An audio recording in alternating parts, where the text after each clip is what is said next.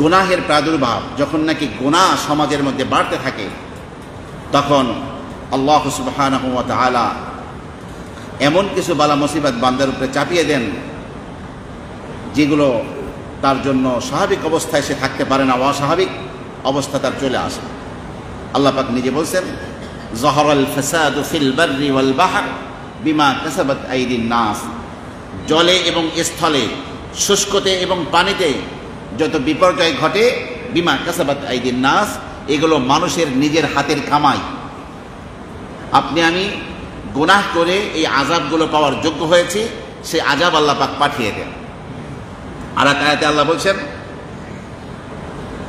যে ওয়ামা আসাবাকুম মিন মুসিবাতিন, সূরা শূরার 30 নম্বর আয়াত, 25 পারার 5ম পৃষ্ঠায়, ওয়ামা আসাবাকুম মিন মুসিবাতিন, যত মুসিবত তোমাদেরকে গ্রেফতার করে, ফাবিমা কাসাবাত আইদিকুম, এগুলো হলো সব তোমাদের হাতের কামাই, তোমাদের উপার্জন, তোমরা ওই আযাব তোমরাই এনেছো গুনাহ করে।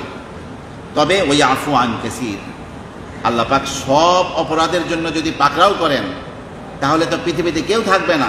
আল্লাহ পাক বহু অপরাধ ক্ষমা করে দিয়ে থাকেন। আসুন, এই পৃথিবীতে কি কি গুনাহ করলে কি কি আযাব আসে, কি কি মুসিবত আসে, কি কি বালা মুসিবত আসে, সেগুলো নিয়ে আমরা কথা বলবো। এর আগে একটা উদাহরণ দিলে স্পষ্ট হবে। আপনার বাড়িতে আপনার মেহমান আসলো, মেহমান এত মুআজ্জাজ, এত সম্মানিত, তার খেদমতের জন্য, তার সেবার জন্য আপনি কয়েকজন খাদেম, কয়েকজন সেবক, কয়েকজন কর্মচারী নিয়োজিত করলেন। কাউকে দায়িত্ব দিলেন যে তুমি তার পানি নিয়ে আসবা, তুমি তার খাবার নিয়ে আসবা, তুমি তাকে এই সেবা করবা, সব দায়িত্ব বুঝিয়ে দিলেন। আপনার বাড়ির এই সম্মানিত মেহমানের জন্য সব আরাম আয়েশের ব্যবস্থা আপনি করলেন। কিন্তু ঘটনাক্রমে মেহমান আপনার বাড়িতে এসে এমন কিছু অপরাধ করে বসলো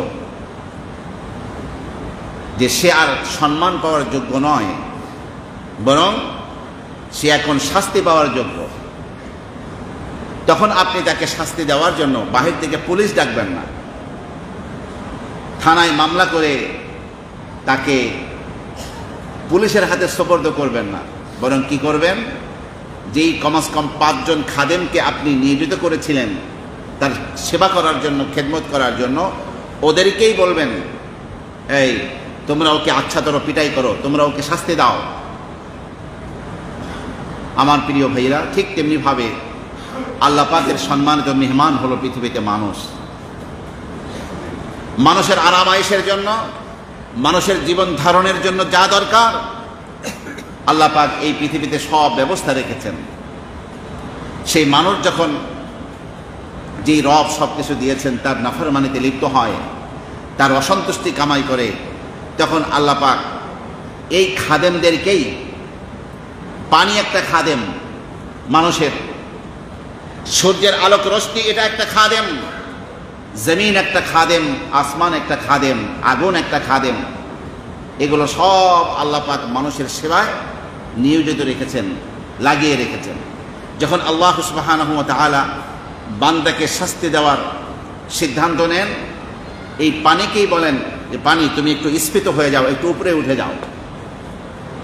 বন্যা কাকে বলে? বন্যা যেই স্তরে পানি যেখানে থাকার কথা, নদীর একটা বিশেষ জায়গায় থাকবে, সেটা যদি পানি উপরে উঠে ফুলে উঠে, যদি ঘর বাড়ি ধ্বংস করে দেয়, বাড়ি ঘরে পানি উঠে যায়, সেটাই তো বন্যা। এই বৃষ্টি এটা অত্যন্ত রহমতের। আমরা এই কয়েক মাস আগেও বৃষ্টির অভাবে কিভাবে সারা দেশের মানুষ চিৎকার করেছে, কান্নাকাটি করেছে এবং ইস্তেসকার নামাজ পড়েছে। অত্যন্ত বৃষ্টি হলো অত্যন্ত প্রয়োজনীয় এবং রহমতের বাড়িধারায় সিক্ত হওয়ার জন্য এই বৃষ্টিকে মানুষ কামনা করে। কিন্তু এই বৃষ্টি সব বৃষ্টি রহমতের হয় না। এই বৃষ্টি যদি ধারাবাহিক কয়েকদিন মোটা ফোটায় চলতে থাকে, তাহলে ঢাকা শহর তেমনি খাল বিল হয়ে যাবে রাস্তাগুলো, এবং সমস্ত মানুষের বাড়িঘর ধ্বংস হয়ে বিপর্যস্ত হয়ে যাবে। তাহলে এই বৃষ্টিকেই আল্লাহ পাক আযাব হিসাবে দিয়ে দেন। সূর্যের আলো ছাড়া পৃথিবীর কোনো কিছুই হয় না। পৃথিবীর মানুষ যদি একটা সূর্যের রশ্মিকে আয়ত্ত করতে পারত, তাহলে 10 লক্ষ বছর পৃথিবীতে কোনো বিদ্যুতের কোনো প্লান্ট পাওয়ার হাউস দরকার হতো না। ওই একটা রশ্মি দিয়ে গোটা বিশ্বের মানুষের বিদ্যুতের চাহিদা পূরণ হয়ে যেত। যে সূর্য 9,30,00,000 মাইল দূরে বসে আপনার পৃথিবী থেকে 33 লক্ষ গুণ বড় সূর্য আপনাকে আমাকে আলো দিচ্ছে, সূর্যের আলো ছাড়া পৃথিবীতে কোনো কিছু হয় না।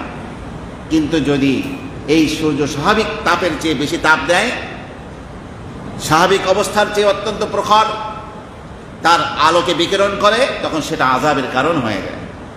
আপনার আমার জন্য সেবার জন্য যে সূর্যকে আল্লাহ সৃষ্টি করেছেন, সূর্যকে তখন নির্দেশ করেন, সূর্য তখন আপনার আমার জন্য রহমতের কারণ হয় না, আযাবের কারণ হয়ে যায়। জমিন স্থির থাকবে, এজন্যই আল্লাহ পাক পাহাড় পর্বতকে সৃষ্টি করেছেন। কিন্তু আল্লাহ পাকের এই জমিনে বসে যখন নাফরমানি করা হয়, আল্লাহ পাক যদি একটু জমিনকে বলে দেন জমিন একটু নড়াচড়া করে ওঠো, তাহলে সেটা ভূমিকম্প হয়ে যায়। এই জমিনকে যদি আল্লাহ পাক নির্দেশ করেন, হঠাৎ করে বাড়িঘর সহ মাটির নিচে ধসে যায়, যাকে ভূমিধস বলা হয়, মহা আযাবের কারণ হয়ে যায়। মানুষ, বিল্ডিং, তার সব কিছু সহ মাটির নিচে দাফন হয়ে যায়। আমার প্রিয় ভাইরা, আল্লাহ সুবহানাহু ওয়া তাআলার নাফরমানি করলে এভাবে আযাব আসতে থাকে।